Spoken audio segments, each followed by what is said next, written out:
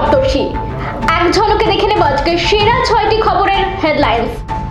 রবির সন্ধ্যায় শপথ মোদির, উপস্থিত থাকবেন বাংলাদেশের প্রধানমন্ত্রীও।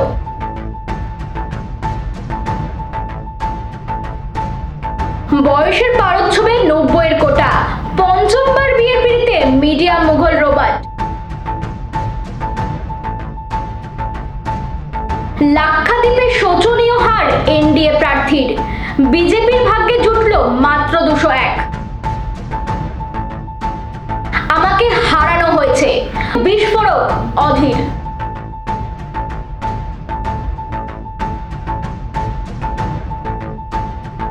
হাই ভোল্টেজ ম্যাচ আগামীকাল, পাকিস্তানের বিরুদ্ধে খেলবে রোহিত। প্রতিনিয়ত চলছে তাপপ্রবাহের সতর্কবার্তা, ভারী বৃষ্টি চলবে 5 জেলায়।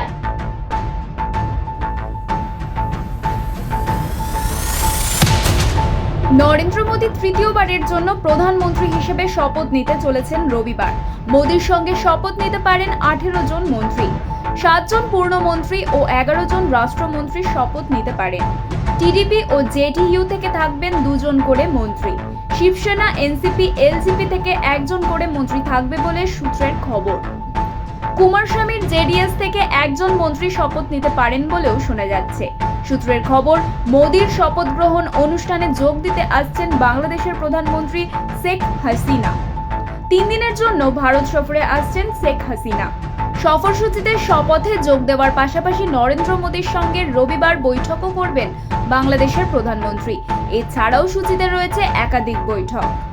কাকে বিয়ে করলেন রবার্ট? রাশিয়ার অবসরপ্রাপ্ত মলিকিউলার বায়োলজিস্ট এলেনা জুকোভাকে বিয়ে করছেন মার্ডক। এলেনা জুকোভার সঙ্গে মার্ডক আংটি বদল সেরেছিলেন অবশ্য আরও মাস দিনেক আগে, চলতি বছরের মার্চে। আর এর আগের কয়েক মাস ধরে জুকোভার সঙ্গে তিনি ঘনিষ্ঠ হয়েছিলেন বলে জানা গিয়েছে। এলেনা জুকোভা মস্কোর বাসিন্দা। 67 বছর বয়সী এলেনা একজন অবসরপ্রাপ্ত আণবিক জীববিজ্ঞানী। তার সঙ্গে রবার্ট মার্ডক গত গ্রীষ্মের ডেটিং শুরু করেন। এই দম্পতির দেখা হওয়ার মূলে রয়েছেন রবার্ট মার্ডকের তৃতীয় স্ত্রী ওয়েন্ডি ডেং। এলেনা জুকোভা রুশ বিলিয়নিয়ার আলেকজান্ডার জুকোভের প্রাক্তন স্ত্রী। মার্ডকের প্রাক্তন স্ত্রী চীনা বংশোদ্ভূত ওয়েন্ডি ডেং এর দেওয়া এক পার্টিতে এলেনা জুকোভার সঙ্গে প্রথম দেখা হয়েছিল মার্ডকের।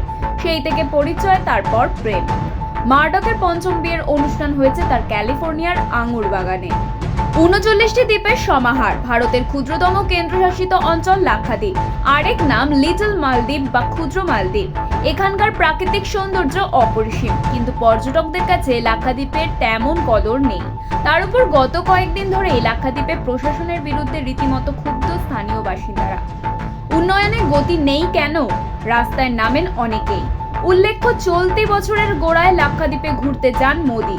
ভারতের মালদ্বীপ স্রেফ প্রমোদ ভ্রমণ। লাক্ষাদ্বীপে পর্যটনের উন্নতিতে প্রচারে নেমেছিলেন স্বয়ং মোদী। স্লোগান উঠেছিল বয়কট মালদ্বীপ, ডেস্টিনেশন লাক্ষাদ্বীপ। নিটফল, লাক্ষাদ্বীপ কেন্দ্রের সাংসদ এবার জিতেছেন কংগ্রেস মোহাম্মদ হামদুল্লাহ সৈয়দ।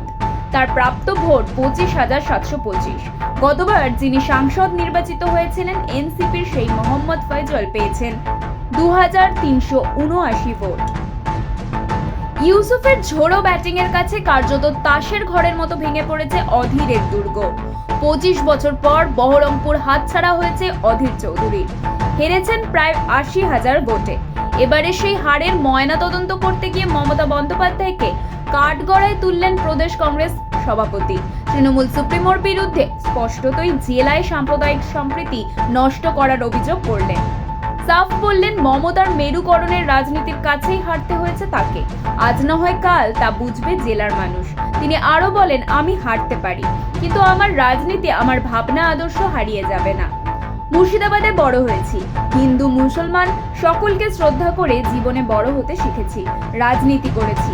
এ জিনিস মুর্শিদাবাদে ছিল না, যা মমতা বন্দ্যোপাধ্যায় আমদানি করলেন। আইসিসি টি20 বিশ্বকাপ 2024-এর সব থেকে বড় হাই ভোল্টেজ ম্যাচ হতে চলেছে আগামীকাল রবিবার।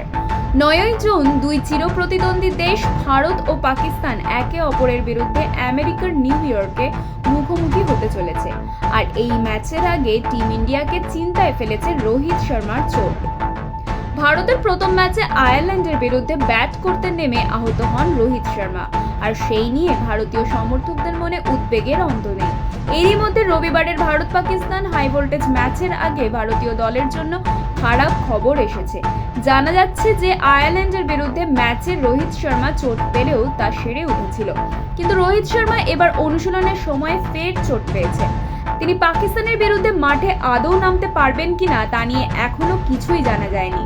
অন্যদিকে এও জানা যাচ্ছে যে নিউ ইয়র্কের পিচ নিয়ে অনেক দলই আইসিসিকে অভিযোগ করেছে, আর এখন এও শোনা যাচ্ছে যে বিসিসিআইও নাকি ওই পিচ নিয়ে গুরুতর অভিযোগ করেছে। আজ 8 তারিখ বীরভূম, মুর্শিদাবাদ এবং নদিয়া জেলায় আংশিক আঞ্চলিক বৃষ্টি, বাকি জেলা শুকনো খটখটে। কাল 9 তারিখ বীরভূম, 2 বর্ধমান, বাঁকুড়া, ঝাড়গ্রাম, 2 মেদিনীপুর এবং 2 চব্বিশ পরগনায় এক পশলা হালকা বৃষ্টির সামান্য সম্ভাবনা। 10, 11 এবং 12 তারিখ 2 বর্ধমান, মুর্শিদাবাদ, বীরভূম, নদিয়া এবং বাঁকুড়া জেলার কোনো কোনো এলাকায় আঞ্চলিকভাবে সামান্য বৃষ্টি। তবে পশ্চিমে তাপপ্রবাহের সতর্কতা, উপকূলে চূড়ান্ত ঘর্মাক্ত পরিস্থিতি। গাঙ্গেয় দক্ষিণবঙ্গের কোনো কোনো জেলায় বিক্ষিপ্ত বৃষ্টির পূর্বাভাস, তবে স্বস্তি নেই। সকাল 8টা থেকেই পরিস্থিতি রীতিমতো অস্বস্তিকর। সকাল 11টা থেকে এই অস্বস্তি আরও চরম পর্যায়ে যাবে। কলকাতা সহ গাঙ্গেয় দক্ষিণবঙ্গের তাপমাত্রা আগামী 48 ঘন্টায় আরও প্রায় 2 ডিগ্রি পর্যন্ত বাড়ার পূর্বাভাস। আজকের সেরা ছয় এই পর্যন্তই। এরকম আরো নানান খবর পেতে আমাদের সাথে থাকুন, লাইক, শেয়ার এন্ড সাবস্ক্রাইব করুন। আরবি নিউজ, জেগে ওঠো কলকাতা।